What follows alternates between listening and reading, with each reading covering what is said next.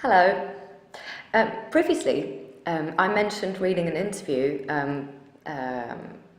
where Chomsky referred to the education system as a system that's designed to produce obedient and passive people, right? People that should be docile, that is very easy to manipulate and easy to govern. Which, of course, I told you also in the previous video, I told you that this hurts a lot because I'm a teacher and that's not my objective. That's not what I want in my students. I don't want passive people. Also, on another interview, I read where Chomsky analysed different aspects of the world. He says that basically we're a society that's dominated by huge corporations.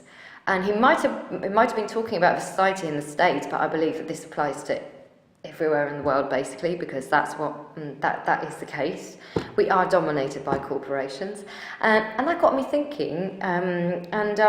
Most of these corporations, or many of these corporations at least, take part in or make up the food industry, right? So they produce food, basically, right?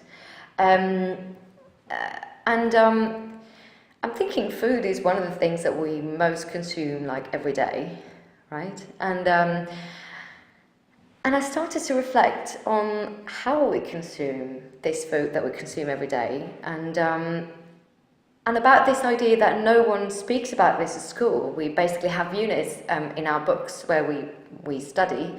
We have units about health, right, and maybe about the environment, and how industries may affect the environment. That's not also very critically dealt with, I think. But basically nothing is ever mentioned about what kind of consumers we are, you know. So I thought I created this project that I'm going to call Food Sovereignty. I'm going to tell you why in a second.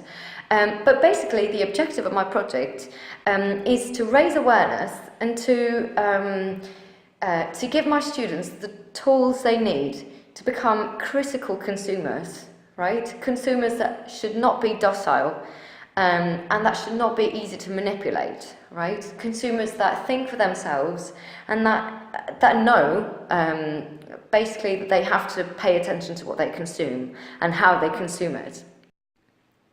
And since food sovereignty is related to the right of each community to define their own food production and consumption practices, my own food sovereignty project was designed to produce critical consumers, that is, to defend the right of my students and to promote the right of my students to re-signify and redefine their own consumption practices and become critical consumers.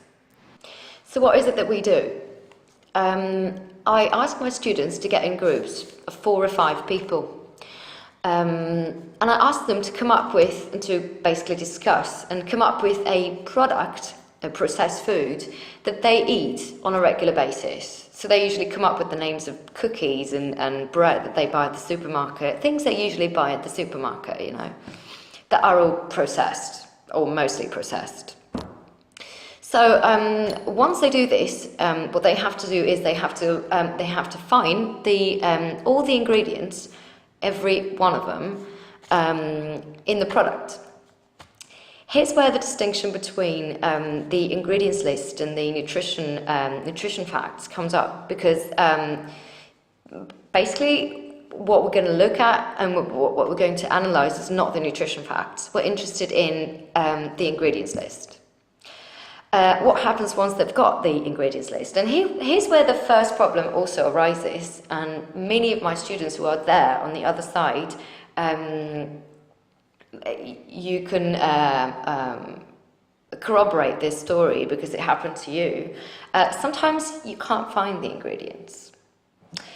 This is very suspicious, and this is where the first R, you see, first discoveries that we make appear, because how come you're eating something and you can't find what that something's made of?